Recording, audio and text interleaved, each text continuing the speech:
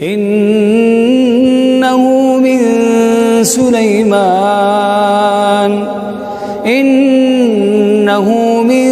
سليمان وإنه بسم الله الرحمن الرحيم.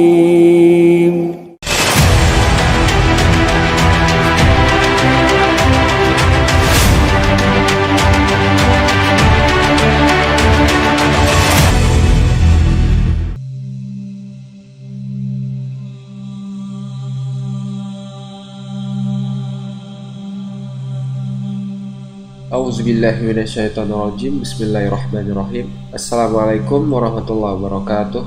Alhamdulillahi wahda, wassalatu wassalamu ala rasulillah.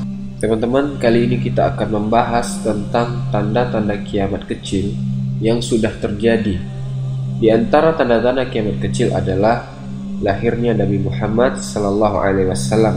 Sebagaimana beliau mengatakan, hitunglah kiamat itu akan terjadi tanda-tanda kecilnya dengan lahirnya aku, kemudian diutusnya aku, dan meninggalnya aku. Lahir, diutus, dan meninggal. Sudah 3 tanda ya. Kemudian beliau mengatakan tanda-tanda kiamat kecil juga adalah terbukanya pintu fitnah yang masuk di setiap rumah penduduk Madinah.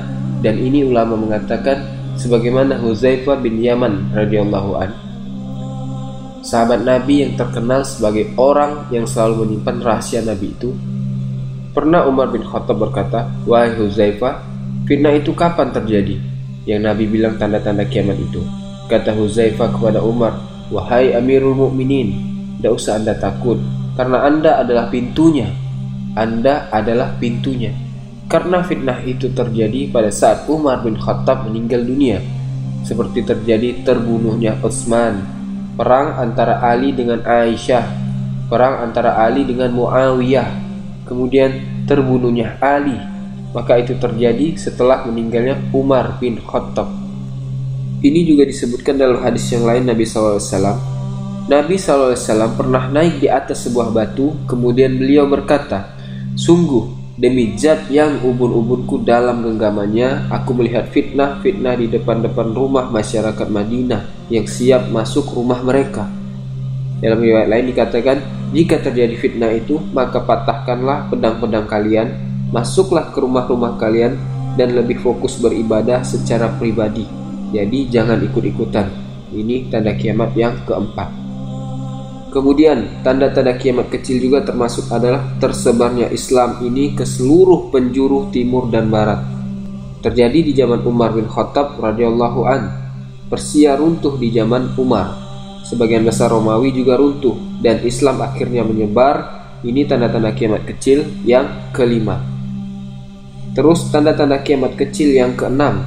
Terjadinya fitnah di wilayah haram, pembantaian di wilayah haram, dan ini sudah terjadi ya di Saudi. Ada satu suku Arab waktu itu, pimpinannya masuk ke Masjidil Haram dan membunuh jamaah haji.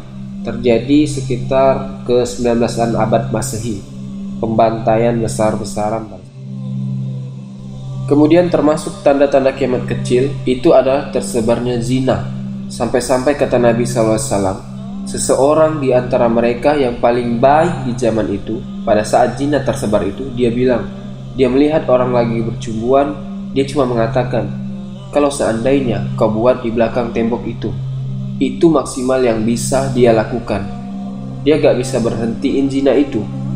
Sekarang zamannya nih, orang pacaran sana sini kan, kita lewat pakai mobil, salah itu aja, gak ada yang berhenti ingatin, laporin misalnya, gak ada. Seperti orang mau urus dirinya sendiri.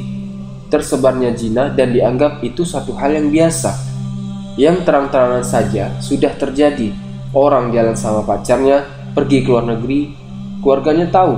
Ada orang-orang tua bahkan tahu kalau anaknya sama pacarnya lagi di rumahnya, pacaran, dibiarin. Jika wanita ini hamil sebelum ia menikah, maka nasab anak tersebut terputus. Anak yang lahir nanti tidak ada nasab sama laki-laki ini. Ingat, dan tidak ada hukum waris di antara mereka. Ini jelas hukum Allah. Yang ketujuh, itu tersebarnya minuman keras. Sampai-sampai minuman keras itu diberikan nama selain namanya, diganti namanya. Seperti sekarang kan, macam-macam ya.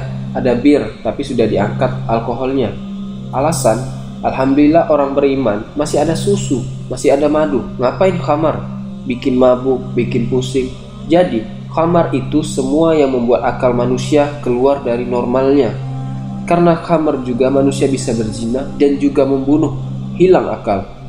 Kemudian yang ke-9 adalah laki-laki menyerupai perempuan dan perempuan menyerupai laki-laki.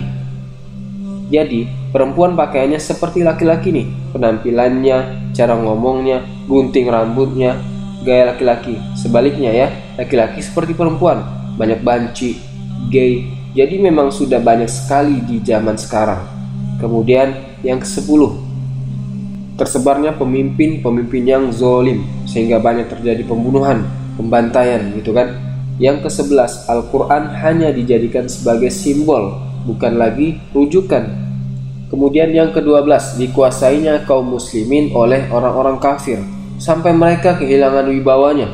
Kata Rasulullah, kelak umat Islam berjumlah banyak, lakinnahum ghusa'un ka ghusa'is sayyi. Tapi umat Islam tidak memiliki bobot. Dia seperti buih yang diombang-ambingkan, padahal jumlah mereka banyak. Dan Rasulullah mengingatkan kita, wala yanji'anallah min qulubi aduwikumul mahabata minhum. Allah akan mencabut rasa gentar musuh kalian kepada kalian. Musuh kalian yang jumlahnya sedikit, mereka tidak lagi takut kepada kalian. Allah cabut, Allah yang mencabut. Kenapa? Karena pada hakikatnya musuh-musuh kita itu lemah. Tapi karena kita yang jadi lebih lemah, maka mereka bisa mengalahkan umat Islam. Wala yaqjifannallah fi qulubikumul wan. Allah akan melemparkan ke dalam hati kalian wahan, hubbud dunya wa karahiyatul maut, cinta dunia dan takut mati.